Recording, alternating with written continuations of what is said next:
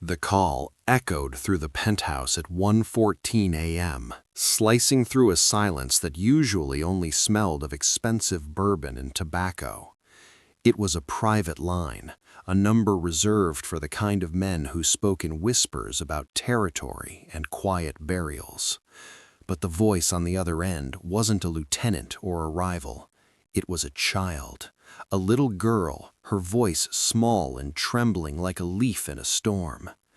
"Dad," she sobbed, "please, they're hurting him. There's so much noise." Adrian Kovac, the man the newspapers called the King of Silence, felt his grip tighten on his crystal glass until it threatened to shatter. He stared out at the cold city lights, his furrowed brow reflecting in the window. He didn't have a daughter. He didn't even have a home, just a fortress. It was a mistake, a wrong number. But then a loud crash echoed through the receiver, followed by a scream that made the tattoos on Adrian's chest feel like they were burning. "Dad, please come home. I'm under the bed. I'm scared." Adrian's breath hitched. He had spent 20 years building an empire on the principle that emotions were a luxury he couldn't afford. He had seen the darkest corners of humanity, and he had personal scars to prove he belonged there. But that word, Dad, hit a nerve he thought had been severed decades ago, back when he was just a boy hiding in a closet while his own mother screamed for a hero who never came. He didn't correct her. He didn't hang up. He stood up with a sudden, violent grace, his chair scraping against the hardwood like a gunshot. He typed a single command to his lead enforcer, "Trace the line." "Boss, we have a meeting with the Moretti family in 10 minutes, his assistant stammered, watching the dark fury settle behind Adrian's eyes. Adrian didn't answer. He didn't need to. He grabbed his jacket, the silk lining sliding over the ink on his skin, and walked out the door. Tonight, the Morettis could wait. Tonight, the business of the city was secondary to the plea of a 6-year-old girl who had dialed the wrong number, but found the only man capable of ending her nightmare. As his black sedan tore through the rain-slicked streets, the phone buzzed again. A text, shaky, short. "I hear them coming up the stairs. Please, Dad." Adrian slammed his foot on the accelerator. The GPS showed 6 minutes. In the world of the Mafia, 6 minutes was enough time to lose a kingdom. For Sophie Lane, it was the difference between a life and a memory. Tonight, Adrian Kovac wasn't arriving as a monster. He was arriving as the only shield that little girl had left. And what he found behind that suburban door would do more than just save a life. It would resurrect a soul.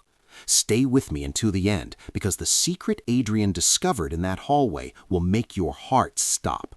Before we dive into the dark streets of Adrian's past, don't forget to like this video, subscribe, and tell us where you're watching from. Now, let's get started. Adrian Kovac sat in his leather chair, the weight of the city resting on his shoulders. The room was dark, lit only by the blue glow of the skyscrapers outside his window and the soft yellow light of a desk lamp. He swirled the amber liquid in his glass, watching the ice hit the sides with a sharp click. For Adrian, silence was a tool. It kept his enemies guessing and his men in line. He had spent 20 years turning himself into a stone wall that no one could climb. His life was a series of numbers, territories, and cold decisions. He was the king of silence, and he liked it that way. Then the phone on his desk chimed. It wasn't the heavy ring of his office line. It was his private cell phone. He stared at the screen. The number was blocked. He frowned, his thick eyebrows coming together as he reached out with a hand covered in dark ink. He expected a business deal or a warning from a rival. He did not expect the sound of a breaking heart. When he pressed the phone to his ear, he didn't hear a man's rough voice. He heard a tiny, ragged breath. It was the sound of a child trying very hard not to cry and failing. "Dad," the voice whispered. It was so quiet it was almost a ghost. "Dad, are you there? Please tell me you're almost home." Adrian's hand froze. The glass of bourbon stopped halfway to his lips. He looked at the office door, then back at the city lights. He wanted to tell the girl she had the wrong person. He wanted to say that he wasn't anybody's father.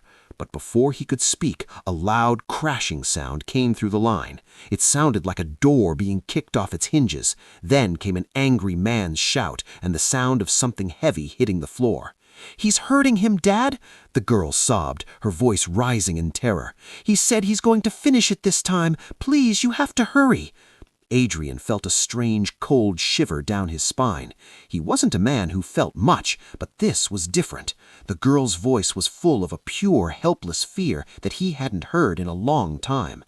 It was a fear he knew personally. The King of Silence suddenly found his own voice, though it was low and dangerous.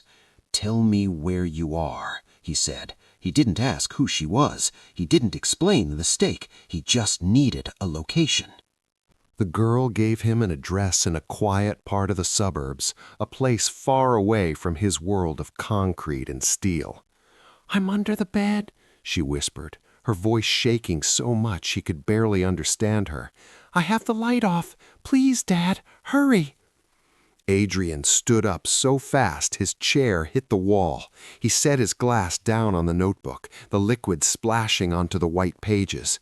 He looked at the globe on his shelf and the city he ruled, but they didn't seem important anymore. For the first time in his life, the king had a mission that had nothing to do with money or power. He had a child to save. Adrian stood by his desk, his heart thumping against his ribs like a trapped bird. He gripped the phone so hard his knuckles turned white. He needed more information, but he didn't want to scare the little girl any further. "Sophie," he said, using the name he had seen flash on his caller ID, "tell me exactly what you see. Stay very quiet, but tell me everything." On the other end of the line, he heard a soft, shaky intake of breath. Sophie was hiding in the dark, her voice muffled by the blankets hanging off the side of her bed. "The front door is broken, Dad," she whispered. Her voice broke into a tiny sob. "It made a loud noise, like a big stick snapping. Then the bad man came in. He was yelling so loud, and his face was all red and mean." Adrian's jaw tightened. He could almost smell the fear through the phone. It reminded him of the stale air in the small apartments he had grown up in, places where the walls were thin and the shadows were long. "What about the other man?" Adrian asked, his voice low and steady. "The one you said they hurt?" "He's on the floor in the hallway." Adrian could hear her shifting under the bed, probably pulling her knees to her chest, just like the girl in the pink dress he imagined. "He tried to stop the bad man, but they hit him. He isn't moving anymore. There's a big mess on the carpet. It looks like red paint, but I know it's not. I called his name, but he didn't wake up." As Sophie spoke, Adrian felt a heat rising in his chest that had nothing to do with the bourbon he had been drinking. It was a cold, sharp fury. He had spent his whole life dealing with dangerous men, but they usually fought over territory or money. To hear about a man terrorizing a child and leaving someone broken on the floor, it turned Adrian's blood into ice water. This wasn't business, it was a sin. "Sophie, listen to me very carefully," Adrian said, his voice sounding like rolling thunder. "Do not move, do not make a sound. I am coming and I am bringing the whole world with me. Nobody is going to hurt you ever again. Do you hear me?" "I hear you," she breathed. Adrian ended the call and stepped out into the hallway. His men were waiting, their faces turning pale when they saw the look on his face. He didn't say a word about meetings or deals. He just looked at his lead driver. "Get the car," Adrian ordered. The fury in his eyes told them everything they needed to know. The monster had been woken up, and he was hungry for justice. Adrian stepped into the private elevator, his reflection staring back at him from the polished silver walls. He reached up and unbuttoned his white dress shirt, pulling it open. In the dim light of the moving car, the dark ink on his chest seemed to move. These weren't just random designs. They were the story of his life, a map of every scar he had ever earned. But as he looked at the tattoos, the cold metal of the elevator seemed to melt away, and he wasn't a powerful man in a suit anymore. Suddenly, it was 1995. The air smelled like cheap cigarettes and old rain. A young Adrian, only 7 years old, was squeezed into the back of a tiny bedroom closet. He was sitting on a pile of scratchy coats, his knees pulled tight against his chest. Through the small crack in the door, he could see the flickering light of the television in the next room, but he wasn't watching cartoons. He was listening to the sounds of his world falling apart. He heard a heavy thud, the sound of a chair hitting the wall. Then came his father's voice, loud and full of a mean, shaking anger. "Where is it?" his father roared. "I know you're hiding it." Adrian's mother didn't yell back. She only made a small, broken sound, the kind a bird makes when its wing is snapped. Adrian held his breath, pressing his hands over his ears so hard it hurt. He wanted to run out. He wanted to be a hero. But he was small, and he was terrified, and the shadows in the closet felt like the only safe place left in the world. That night, no one came to save them. No sirens wailed in the street, and no neighbors knocked on the door. Adrian had waited in the dark, praying for a giant to reach down and stop the noise. By the time the house went quiet, the boy he used to be was gone. He had promised himself that if he ever grew up, if he ever got strong enough, he would never let a door be broken again without a consequence. He would become the giant he had waited for. The elevator dinged, snapping him back to the present. Adrian looked down at the tattoo over his heart, a shield surrounded by thorns. It was a reminder of the boy in the closet. He buttoned his shirt just enough to hide the ink, but the fire in his eyes stayed bright. He reached into his desk drawer and pulled out his heavy black pistol. He checked the clip with a sharp metallic click that echoed in the quiet hallway. "I'm coming, Sophie," he whispered to the empty air. He wasn't just going to a house in the suburbs. He was going back to 1995 to finish a fight he had started 30 years ago. He walked toward his car, his coat flapping behind him like a dark shadow. The man who had once hidden in a closet was now the man that monsters should fear. He climbed into the driver's seat and gripped the steering wheel, his mind focused on one thing, making sure Sophie's story had a different ending than his own. The engine of the black sedan roared to life, sounding like a hungry beast in the quiet garage. Adrian gripped the steering wheel so hard his tattoos felt tight against his skin. He didn't wait for his driver. He shifted the car into gear and floored it, the tires screaming against the concrete as he burst out into the cool night air. The city lights blurred into long yellow streaks of light as he wove through traffic, his mind racing faster than the car. He reached for his hands-free headset and tapped a button. "Victor," he said, his voice as sharp as a razor. On the other end, his lead enforcer picked up instantly. "Yes, boss. We're ready for the Moretti meeting. The men are armed and—" "Forget the Morettis," Adrian interrupted, his eyes fixed on the road ahead. "I have a new coordinate. I need a full perimeter. Send the cleaners and 2 squads of enforcers. I want that street locked down. No one goes in and absolutely no one comes out until I say so." There was a short pause on the line. Victor was used to orders about moving money or taking over docks, not securing a quiet neighborhood in the suburbs. "A perimeter, boss? Is this a hit?" "No," Adrian said, his voice dropping into a low, dangerous growl. "This is a rescue. There is a little girl in that house. If a single hair on her head is touched because you were slow, don't bother coming back to the office. Move, now." "Understood," Victor replied, his tone turning serious. Adrian watched the tall skyscrapers of the city disappear in his rearview mirror. He was leaving his kingdom behind and entering a world of manicured lawns and white fences. Usually his cleaners were sent to scrub away the evidence of a crime after it happened. Tonight, their job was different. They were there to make sure the crime stopped before it could go any further. As he sped down the highway, his phone buzzed with a new message from Sophie. The bad man is in the hallway. He's kicking the doors. I'm trying to be a statue, Dad. Please hurry." Adrian's heart hammered against his ribs. He felt like he was back in that closet in 1995, but this time he was the one with the power. He wasn't just a man in a fast car. He was a storm coming for anyone who dared to hurt a child. He checked his GPS. 3 minutes. The suburban houses began to appear, dark and silent under the street lamps. They looked peaceful, but Adrian knew that behind one of those doors a nightmare was happening. He gripped the wheel tighter, his eyes scanning the house numbers.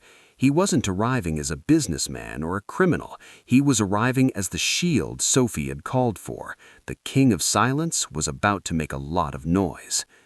The black sedan skidded to a stop in front of the small house with the broken porch light. Adrian didn't even turn the engine off. He stepped out into the damp night air, his eyes scanning the overgrown hedges and the dark windows. The neighborhood was quiet, but the silence felt heavy and wrong.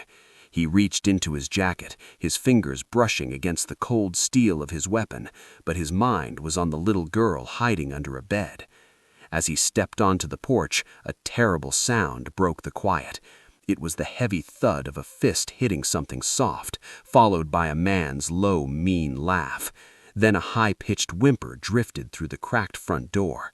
It was Sophie. She wasn't calling out anymore. She was making the small, muffled cries of a child who had run out of hope.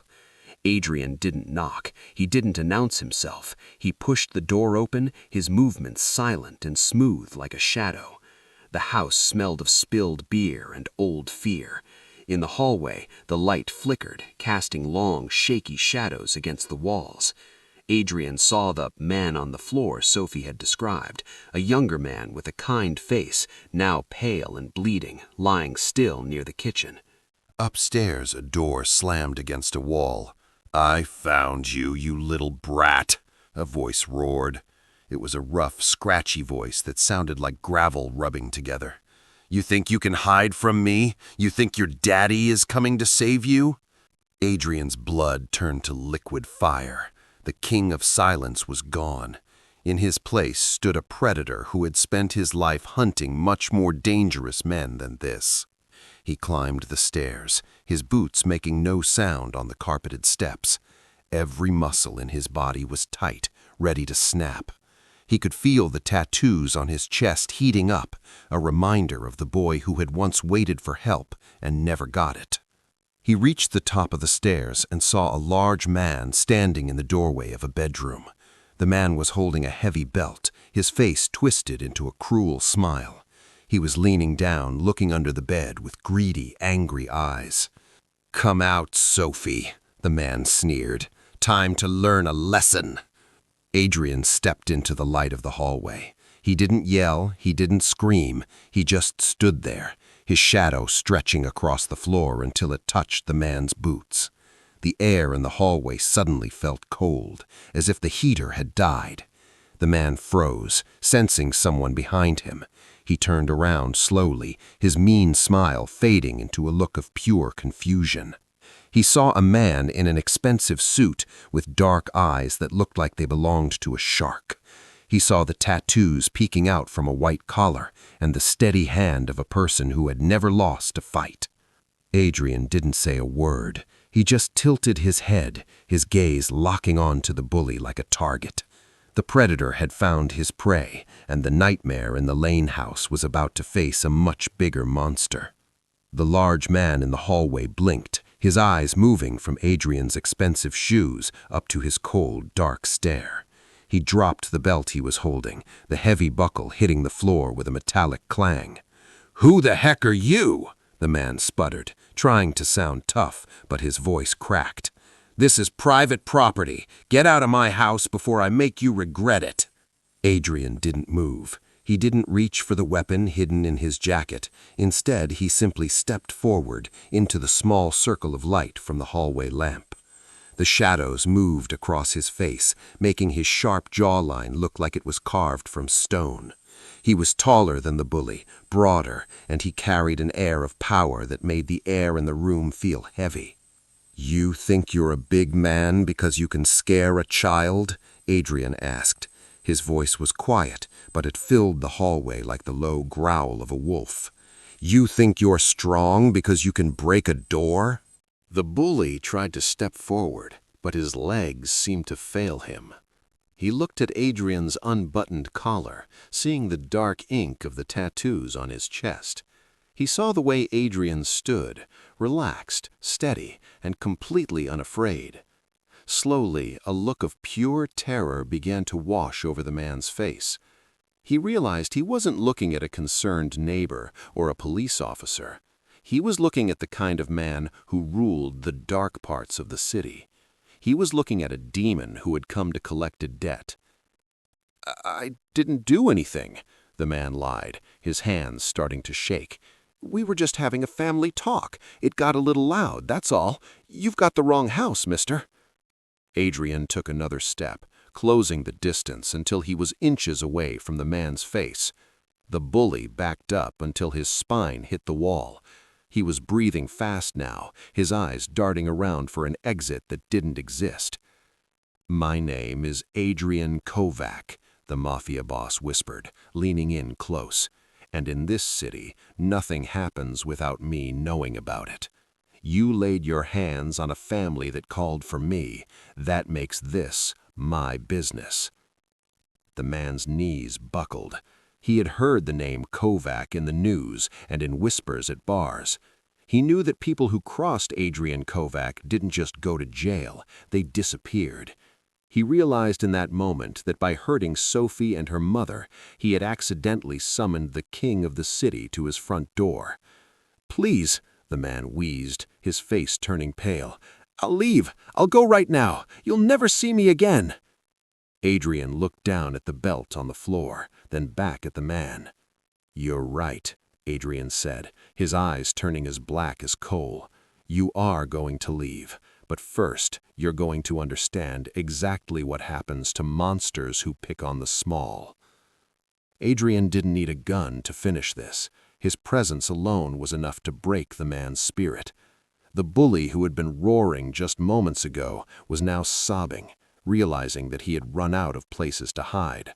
The predator had caught his prey, and the king was ready to pass his sentence.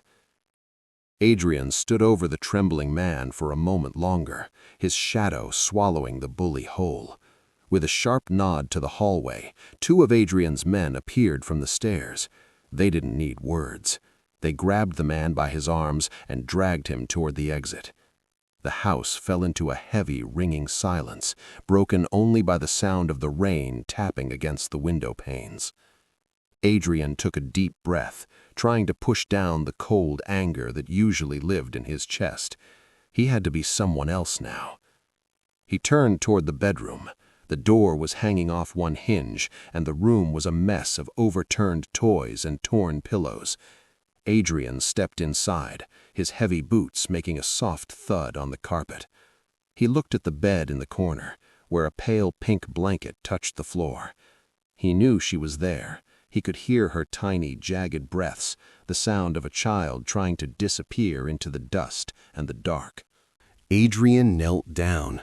It was a slow, difficult movement for a man built of muscle and secrets. His suit jacket bunched at his shoulders, and the tattoos on his chest were still visible through his open shirt. He looked like the kind of person a child should run away from, not toward. He realized then that he had to be the dad she had called for, even if he didn't know how. "Sophie," he said. His voice was no longer the growl of a predator. It was low, steady, and strangely soft. "It's okay now. The bad man is gone. He's never coming back." There was no movement from under the bed. Adrian reached out and gently lifted the edge of the blanket. In the dim yellow light of the bedside lamp, he saw her. Sophie was curled into a tiny ball, her pink dress stained with dust. Her blonde hair was a mess, and her face was red from crying. She was clutching a small stuffed rabbit so hard her knuckles were white.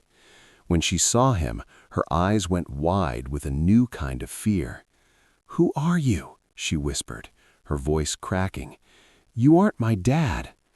Adrian felt a sharp pain in his chest, a feeling more real than any bullet wound he had ever survived. He looked at her innocent face and thought of the boy in the closet in 1995.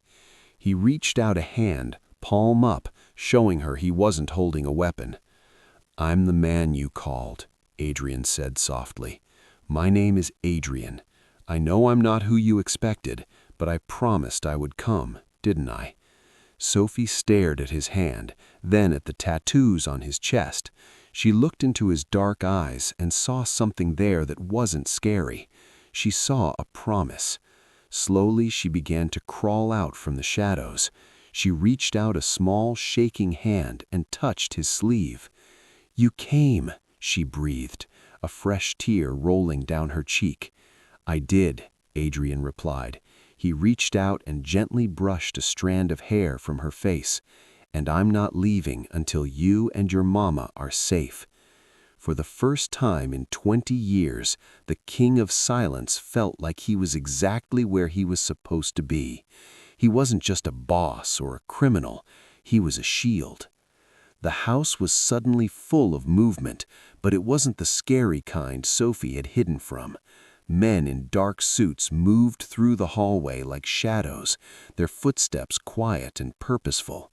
Victor, Adrian's most trusted man, appeared in the bedroom doorway. He didn't say a word about the broken furniture or the chaos. He just looked at Adrian, who was still kneeling on the floor next to Sophie, and nodded. "The trash has been removed, boss," Victor said, his voice low so he wouldn't startle the girl. "The street is secure. Nobody saw a thing, and nobody will ever talk about tonight." Adrian stood up slowly, keeping his hand on Sophie's shoulder to show her he wasn't going anywhere. "Good," Adrian replied. "Now get the doctor in here. There's a man in the hallway and a woman downstairs who need help. I want the best care money can buy. No hospitals, no police reports. Just fix them." Within minutes, a woman carrying a black medical bag hurried into the house. She was a private doctor who worked for Adrian, someone who knew how to stay silent and work fast. She knelt by the man on the hallway floor, checking his pulse and cleaning the red mess on his forehead. Downstairs, more of Adrian's men were already working. They weren't counting money or planning hits. They were picking up broken plates, uprighting the kitchen table, and fixing the broken front door. Adrian watched them work from the top of the stairs. For years, he had used his power to make people afraid. He had used his army of men to take over parts of the city and build a wall around himself. He had always thought that being powerful meant being the biggest monster in the room. But as he watched the doctor bandage the man's head and saw his men making the house look like a home again, he realized he had been wrong. Real power wasn't about making people fear you. It was about being the person who could stop the fear for someone else. He looked down at Sophie, who was now standing by his side, clutching her stuffed rabbit. She wasn't shaking anymore. She was watching the doctor with wide, hopeful eyes. Adrian realized that all the millions of dollars and all the influence he had meant nothing if he couldn't protect a 6-year-old girl in a pink dress. "Is he going to wake up?" Sophie asked, pointing at the man in the hallway. "He is," Adrian promised, and for the first time, he wasn't just giving an order, he was giving a gift. "He's going to be okay, Sophie. Everyone is going to be okay." The King of Silence looked at his hands. They were scarred and rough, hands that had done many things he wasn't proud of. But tonight, they had helped a child crawl out from under a bed. As the sun began to peek over the horizon, Adrian knew his life would never be the same. He had found a new reason to be strong, and it had nothing to do with being a boss. It had everything to do with being a shield for the helpless. The morning sun was bright and warm, reflecting off the shiny hood of Adrian's black sedan. He sat in the driver's seat, parked half a block from the elementary school. To anyone passing by, he looked like a powerful businessman waiting for a meeting. His suit was sharp, and his dark brown hair was combed back perfectly. But Adrian wasn't looking at his phone or checking his watch. His eyes were fixed on the school's front gate. A small yellow bus pulled up to the curb, and a crowd of children spilled out onto the sidewalk. Among the bright backpacks and running sneakers, Adrian spotted a flash of blonde hair. It was Sophie. She wasn't wearing the dusty pink dress from that terrifying night months ago. Today she wore a blue jumper and carried a backpack shaped like a rocket ship. She looked happy. She looked safe. Beside her walked the man from the hallway. He moved with a slight limp, a permanent reminder of the night he had tried to protect her, but his smile was wide as he held Sophie's hand. Sarah, Sophie's mom, walked on her other side. The shadows were gone from her face, replaced by the peace of someone who knew the monsters were truly gone. Adrian watched her as Sophie reached the gate. Suddenly, she stopped. She turned her head, her blue eyes scanning the street until they landed on the black car parked under the oak tree. She didn't wave, and she didn't run over. She simply offered a tiny, knowing smile and a quick nod. Adrian felt a warmth in his chest that no amount of power or money had ever given him. In that silent look, she was saying thank you to the man who answered a wrong number. To the rest of the city, Adrian Kovac was still the king of silence. He still ran his empire from the high-rise office with the leather chairs and the city views. His name still made hardened criminals lower their voices in fear. But his soul had changed. He no longer felt like the scared boy hiding in a 1995 closet. He had become the giant he always wanted to be. He watched until the school doors closed behind her. He knew Sophie would never have to hide under a bed again. He had set up a trust fund that would pay for her college, and his men kept a quiet, invisible eye on their street every single night. He was a ghost in their lives, a guardian who stayed in the shadows so they could live in the light. Adrian shifted the car into drive and slowly pulled away from the curb. He had a meeting to get to and a city to run, but he drove with a strange sense of calm. The wrong number had been the rightest thing to ever happen to him. He had walked into that house as a monster, but he had walked out as a protector. As he headed back towards the skyscrapers, Adrian Kovac finally knew what it felt like to be a hero. He was the dad who finally came home, even if he had to stay behind the gate.